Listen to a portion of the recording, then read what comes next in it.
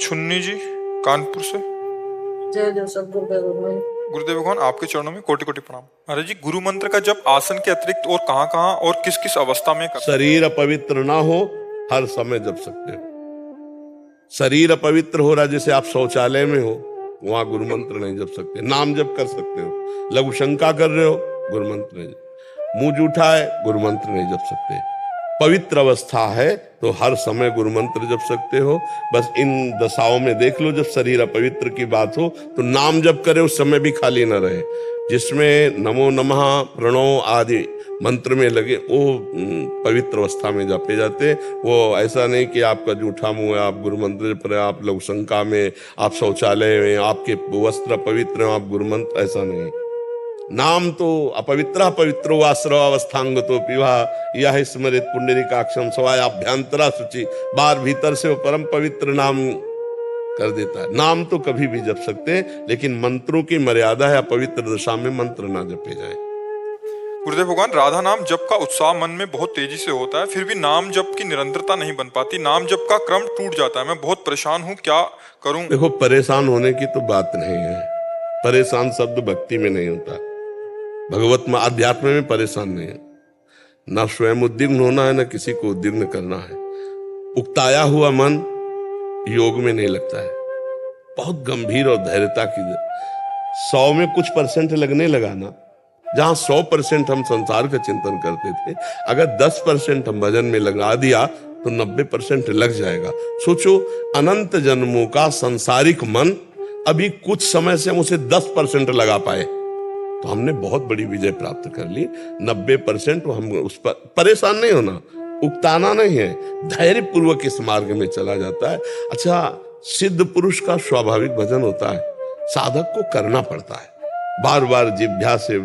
अगर हमारा उपांशु जप नहीं हो रहा, मानसिक जप नहीं हो रहा, तो हम वाचिक तो कर राधा राधा राधा राधा राधा राधा राधा राधा राधा राधा राधा राधा राधा। अब इसमें देखो, आप जब के देखो, मन लगने लगेगा। धीरे धीरे जैसे जैसे पवित्रता आएगी, वैसे वैसे अंतर में उतरता जाएगा। पहले वाचिक, फिर उपांश, फिर मानसिक, फिर रोम रोम आनंद से पुलकित होकर के जप में लग जाता है। देखो, ऐसे महापुरुष हुए कि वो जहां जिस वस्तु को छू लेते थे, उससे नाम चलने लगता। महाराष्ट्र में तुकाराम जी के जहां चरण पड़ते, वो भूमि बोलती विठ्ठल विठ्ठल। जनाबाई के कंडे से निकलता था विठ्ठल विठ्ठल विठ्ठल। ऐसे से भगत हुए कि वो पार्थिव वस्तुओं को छू देते तो उनसे नाम चलने लगता। और हमारी जबान से नाम नहीं चल रहा, हम अभ्यास करें। अभ्यास योग युक्तेन चेतसा नान्यगामिना। यदि हम अपना चित्त बार बार भगवान में लगाएं तो भगवान देखते हैं कि हमारे में मन लगाना चाहता है, तो कृपा कर देते हैं। तो मन आवरण विक्षेप रहित होकर भगवान में लग जाता है। हम उबे नहीं। पहली बात तो परमार्थ में परेशानी शब्द मत बोलो, नहीं तो ये ठीक नहीं लगता। परेशानी नहीं भाई, हम आनंद में प्रभु का चिंतन करना चाहते हैं, मन विषयों में जा रहा है तो हम बार बार उसको हटा करके लगा रहे, इसमें परेशानी क्या है? ये तो आनंद का विषय है। जैसे कोई कुश्ती लड़ने वाला होता है, उसको जोड़ का पहलवान मिलता है तो उसको अच्छा लगता है कि अब हमारी थोड़ी वर्जिश हो जाएगी और थोड़ा अच्छा लगेगा लड़ने में। तो अच्छा जोड़ मिल गया है हमें, हम भगवान के अंश हैं और मन भी भगवत स्वरूप है। इंद्रियाणाम मनश्चास्मि, भगवान ने कहा इंद्रियों में मैं मन हूं, तो मन भी भगवत स्वरूप है और हम भी भगवत स्वरूप है। ये जाएगा भाग के, हम बार बार इसको हटाकर लक्ष्य में लाएंगे। ये जहां जहां भाग के जाएगा वहां वहां हम भगवत स्वरूप का चिंतन करेंगे।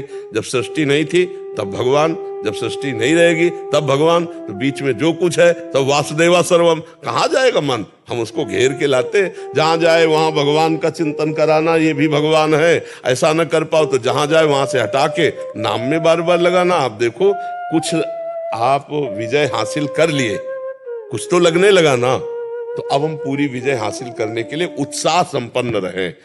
हाँ, समुत्कंठा नाम गाने सदा रुचि, उत्साह के साथ भगवान का नाम जपना। परेशान होना यार, ये अध्यात्म तो नहीं है। परेशानी, बोझा मानना, घबरा जाना, निराश हो जाना, ये अध्यात्म नहीं है।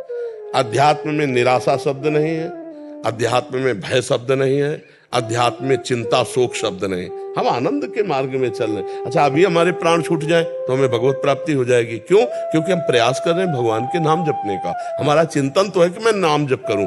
भगवान बहुत करुणा में है, इतने मात्र से संबंध भगवान स्वीकार किए हुए हैं। वो कह रहे ममैवांश हो, तू मेरा अंश है। बस भगवान के हो कि भगवान के सुमिरन का हम प्रयास करें, इसी से हमें भगवान की कृपा की प्राप्ति हो जाएगी। और निराश तो होना ही नहीं। अगर कुछ परसेंट लग गया, दवा काम करने लगे, कुछ परसेंट तो विश्वास रखो, जड़ से रोग नष्ट हो जाएगा। और गोस्वामी जी कह रहे हैं कि जा सुनाम भव भेषज हरनि घोर त्रयशूल, तीनों तापों का नाश करने के लिए रामबाण औषधि भगवान का नाम है। पूरे हम जीवन की बात कहते हैं, शास्त्रों का सब स्वाध्याय, संतों का संग। जिसने नाम पकड़ लिया भव समुद्र से पार हो गया। इधर उधर मत भटको, भगवान का नाम ही समस्त पापों का नाश करके भगवत प्राप्ति कराने में समर्थ है।